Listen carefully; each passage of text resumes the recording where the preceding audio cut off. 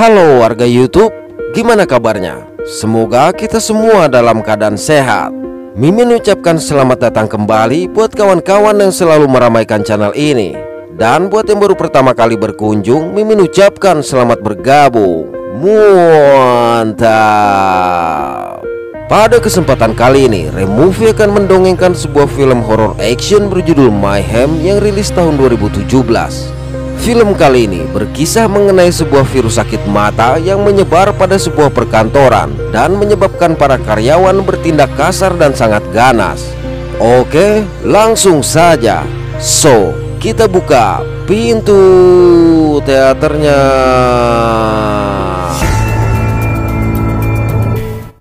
Diawali dengan narasi dari seorang pria yang memberitahu mengenai suatu virus bernama ID7.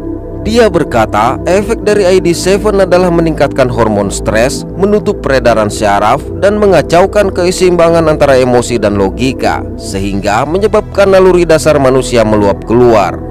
Jadi sejak 18 bulan yang lalu, telah terjadi 1000 kasus infeksi dari virus ini di seluruh dunia. Virus ini memang tidak mematikan bagi pengidapnya dan hanya bersifat sementara. Namun orang-orang terinfeksi tersebutlah yang sangat mematikan bagi orang lain di sekitar mereka. Dia juga menceritakan bahwa infected pertama bernama Neville telah melakukan kasus pembunuhan terhadap rekan kerjanya. Tapi sang pengacara menyatakan bahwa Neville berada di bawah pengaruh virus mata merah sehingga tidak bisa mengendalikan emosinya dan tidak dianggap bertanggung jawab atas tindakan tersebut. Kisah itu beralih pada seorang pria biasa bernama Derek yang merupakan pekerja rendahan dan tidak dihargai. Sampai semua itu berubah setelah dia memenangkan kasus Neville tadi. Jadi berarti pengacara Neville yang dia maksud adalah dirinya sendiri. Namun akibat kenaikan jabatan ini, Derek mulai kehilangan moral, bahkan menolak ajakan sang adik dengan alasan pekerjaan. Pagi itu, Derek menemui seorang klien bernama Melanie. Di sini Melanie berkata bahwa kliennya akan membayar utang jatuh tempo kepada bank agar rumahnya tidak disita, tapi membutuhkan lebih banyak waktu untuk membayar utang tersebut sehingga meminta bantuan Derek agar membicarakan hal itu kepada bank. Sayang, Derek yang mengetahui kalau Melanie adalah pemilik utang tersebut sendiri berkata, Melanie bukanlah orang pertama yang mencoba melakukan penipuan, sehingga bank tidak akan menyetujui permintaan tersebut dan meminta Melanie untuk segera pergi. Lantaran Melanie bersikeras, maka Derek memanggil penjaga untuk mengusir Melanie. Sekepergian Melanie, Derek sempat meminum segelas air yang tanpa dia sadari telah mengandung virus ID7. Sesaat kemudian, seorang asisten bernama Jenny memberitahu Derek bahwa dia mendengar atasannya yang bernama Kara telah melimpahkan kesalahan kepada Derek atas kasus hukum yang dialami perusahaan bernama Vanda Corps. Mendengar itu, Derek yang mengetahui bahwa kasus tersebut ditangani oleh Kara bergegas menghadap setelah mendapatkan kode untuk menuju ruangan Kara. Sayang, direktur operasi bernama Kara ini menunjukkan bukti bahwa Derek telah gagal menangani salah satu kasus milik Vanda Corps. Merasa dijebak tentu saja membuat Derek emosi, namun Kara menawarkan untuk membawa masalah tersebut ke atasan mereka. Sampai di sana, sang atasan bernama John yang sebenarnya sudah bekerja sama dengan Kara ini berkata bahwa kesalahan yang mereka lakukan dalam kasus Vanda Corps layaknya bom waktu yang akan segera meledak. Jadi dia memerlukan seseorang untuk dijadikan sebagai kambing hitam. Mendengar itu, Derek berkata bahwa setiap terjadi masalah di kantor mereka pasti selalu melibatkan karyawan yang sama, sehingga dia menyarankan untuk memberhentikan Kara. Malang, John justru memerintahkan Derek pergi, sedangkan Kara diminta tinggal untuk mendiskusikan hal itu. Dari situ, Derek menemui rekan yang bernama Ewan untuk menceritakan tuduhan yang diberikan oleh Kara kepadanya, padahal dia sama sekali tidak pernah menyentuh kasus milik Vanda Corps. Mendengar itu, Ewan berniat menghubungi Kara untuk membicarakan masalah tersebut. Sayang, bersamaan dengan itu Kara datang dan memerintahkan Derek untuk mengemasi barang-barangnya. Pada waktu yang sama, John membicarakan kasus tersebut kepada jajaran direksi yang disebut sebagai The Nine. Dan setelah sepintas melihat berkas milik Vanda Corps, The Nine menyetujui pemecatan Derek. Untuk itu, John memerintahkan manajer SDM untuk menemui Derek. Di sini, manajer SDM bernama Lester meminta Derek menandatangani dokumen pemecatannya dan menawarkan pesangon yang sangat besar sebagai imbalan untuk Derek bila mau mengaku bertanggung jawab. Pada momen ini, terlihat Derek yang sudah mulai menyeka matanya akibat infeksi virus yang mulai bereaksi. Melihat dokumen yang bisa menyebabkan dia dituntut oleh Vanda Corps, tentu saja Derek menolak. Alhasil, Lester memerintahkan penjaga untuk mengawal Derek keluar secara paksa. Di waktu yang sama, tim SWAT dan petugas CDC datang untuk mengkarantina bangunan tersebut. Saat John mempertanyakan perihal karantina ini, petugas CDC menjelaskan bahwa alat mereka mendeteksi adanya virus ID7 di sistem ventilasi gedung itu. Menurut mereka, orang-orang yang terinfeksi di gedung akan segera menunjukkan gejala, sehingga sebuah penawar telah dilepaskan ke dalam gedung, namun perlu waktu 8 jam untuk menetralkan virus. Oleh karenanya, semua karyawan dihimbau untuk tenang dan tidak melakukan apa-apa dalam waktu tersebut. Bersamaan dengan itu, seorang karyawan terinfeksi tiba-tiba menghajar Derek. Tapi sesaat setelah dihajar, Derek akhirnya juga berubah dan menghajar balik. Namun segera dihentikan oleh Ewan yang juga sudah terinfeksi dan menyarankan agar Derek lebih baik berdiam diri di ruangan sampai virus itu netral. Alih-alih mengikuti Ewan, Derek justru kabur memilih jalannya sendiri. Sementara itu, terlihatlah karyawan terinfeksi lain yang mulai melakukan kekacauan dan kekerasan. Mendengar himbauan dari CDC tadi, John yang tidak ingin merugi akibat karyawan yang tidak bisa bekerja, dengan emosi memerintahkan mereka semua kembali bekerja. Sejurus kemudian, operator mengabari bahwa Derek meminta izin naik ke lantai atas untuk memprotes keputusan John dan Dewan Direksi. Sayang, John memberikan kode yang justru mengirimkan Derek ke ruangan bawah tanah untuk dihajar oleh bodyguard John bernama Colton.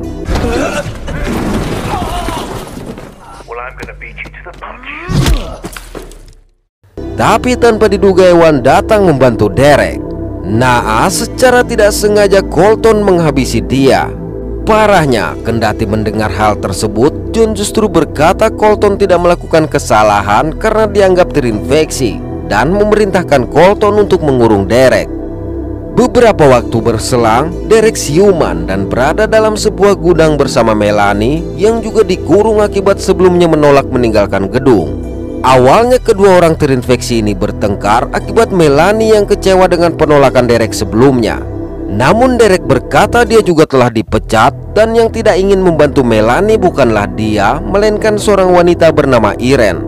Sehingga menawarkan untuk bekerja sama menuju lantai atas untuk menyelesaikan urusan mereka dengan para petinggi sebelum karantina berakhir. Setelah Melanie setuju untuk bekerja sama, maka Derek merakit sebuah telepon agar bisa menghubungi Vanda Corps. Alhasil, beberapa waktu berselang, CEO Vanda Corps bernama Frank menghubungi John. Di sini Frank berkata Derek memberitahu bahwa salah satu kasus tuntutan jutaan dolar yang mereka ajukan kepada saingan bisnisnya sengaja dibuat kalah oleh John, sehingga dengan tegas menolak untuk membayar biaya kekalahan disengaja atas kasus tersebut. Melihat itu, dengan emosi John memerintahkan bodyguardnya untuk menghabisi Derek. Namun secara barbar Derek menghabisi bodyguard yang dikirim. Kemudian menyadari bahwa pihak John tidak akan bertanggung jawab atas tindakan mereka, maka Derek dan Melanie mengambil peralatan yang ada di gudang sebagai senjata, dengan niat untuk membuat orang-orang di lantai atas bertanggung jawab atas situasi buruk yang mereka sebabkan.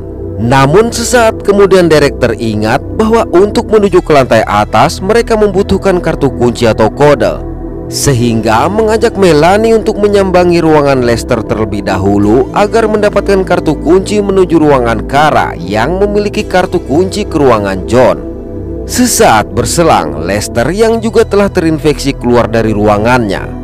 Melihat itu, Melanie langsung menembakkan senjatanya, tapi hanya mengenai tongkat Lester yang bergegas berlindung ke ruangan. Malang, tiba-tiba dua penjaga datang menyerang mereka. Parahnya, kesempatan ini juga digunakan oleh Lester untuk menghajar Melanie.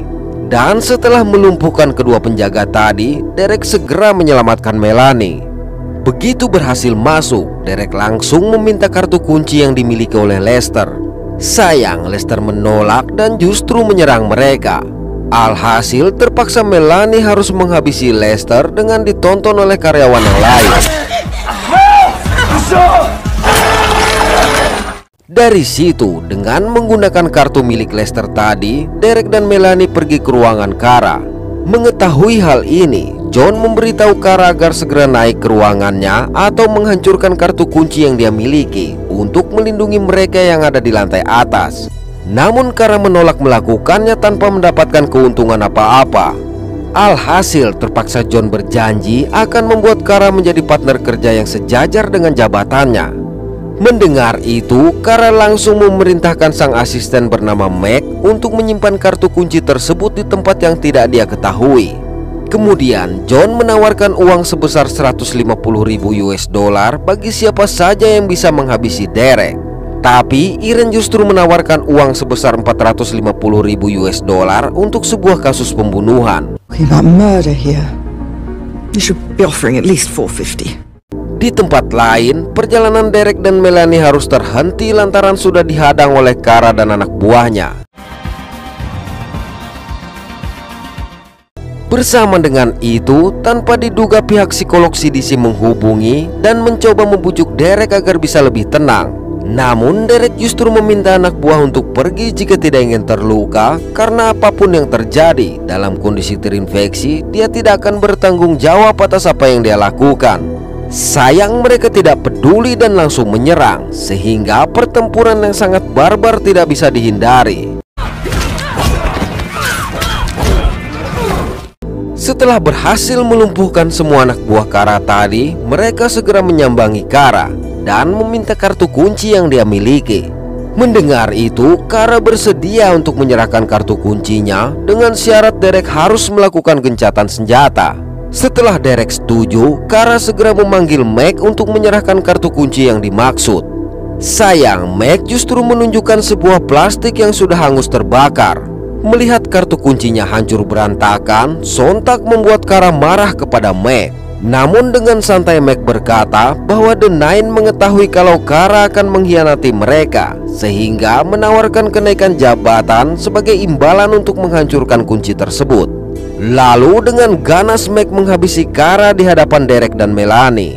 Dalam keadaan putus asa tidak tahu cara naik ke atas lagi, Derek meminta surat penyitaan milik Melanie. Setelah melihat isinya, Derek berkata tanda tangan John lah yang bisa membatalkan penyitaan tersebut. Sesaat kemudian, John mengirimkan sebuah rekaman berisi tindakan penghinaan terhadap tubuh Ewan, sehingga membuat Derek menjadi sangat terluka. Oleh karena itu, Derek memiliki ide untuk menemui seorang IT kantor mereka yang bernama Ray. Lantas sembari mengarahkan palu ke bahu Ray, Derek meminta bantuan Ray untuk meretas komputer Irene. Alhasil dengan mudah Ray memasuki komputer Irene, di mana Derek meminta dia mengambil semua data sekaligus menghapusnya dari komputer Irene. Merasa semua datanya tiba-tiba hilang, Irene segera menghubungi Ray. Namun yang menerima telepon justru Derek. Di sini Derek berkata jika menginginkan data tersebut kembali, maka Irene harus turun mengambilnya sendiri. Singkat waktu pada sebuah ruangan, setelah Irene memberikan kartu kuncinya, Melanie juga memaksa dia untuk menandatangani dokumen perpanjangan pinjamannya pada bank. Sayang Irene menolak dengan alasan bahwa kontrak yang ditandatangani selama periode terinfeksi dapat dibatalkan, dan menyarankan agar Melanie langsung menemui John dengan kartu kunci yang telah mereka miliki. Mendengarnya, Melanie langsung menghancurkan file Smith dan menyerang dia. Bersama dengan itu, Colton yang sudah menunggu akhirnya masuk menyerang Derek, sehingga terjadilah pertarungan di dua tempat terpisah. Setelah berjuang keras, akhirnya Derek berhasil menghabisi Colton. Lalu segera meminta Irene untuk memberikan kodenya, namun Irene justru membuat kesepakatan baru agar Derek menangkap Melanie. Oleh karenanya, tanpa Melanie sadari, Derek menghajarnya hingga tumbang. Setelah mengikat Melanie, Derek pergi bersama Irene ke lift untuk mendapatkan kode. Lantas dengan tersenyum sebelum lift tertutup, Derek menunjukkan baut kursi yang telah dia lepaskan, di mana rupanya Derek telah menyabotase kursi tempat Melanie diikat. Sesaat kemudian, Melanie yang sudah terlepas datang dan menghabisi Irene. Di lantai atas, rupanya Derek sudah disambut oleh John. Di depan jajaran direksi, John menawarkan Derek sebuah kontrak kemitraan penuh dengan beberapa keuntungan yang sangat menggiurkan. Namun sejenak menatap dokumen milik Melanie yang dia bawa, Derek menolak tawaran menggiurkan tersebut dan langsung menghabisi kedua asisten wanita John, lalu segera menyerang John. Cukup lama bertarung, akhirnya Derek meminta para direktur untuk menentukan nasib John. Setelah direksi memberikan izin untuk menghabisi John, maka tanpa ampun Derek menghajarnya hingga terpental dan jatuh tepat di saat karantina dicabut. Selanjutnya, dalam keadaan tersudut, maka para direktur menawarkan posisi CEO kepada Derek untuk menggantikan John. Alhasil Derek menerima posisi tersebut. Namun setelah menandatangani dokumen perpanjangan Melanie, Derek memutuskan berhenti. Kemudian Derek terlihat melukis bersama Melanie tanpa menjalani tuntutan apa-apa atas semua kekerasan yang dia lakukan di bawah pengaruh virus. Oke, terima kasih sudah menonton sampai pada akhir konten ini. Mohon maaf atas ketidaksempurnaan dari kami. Semoga terhibur dan sehat selalu. Mantap.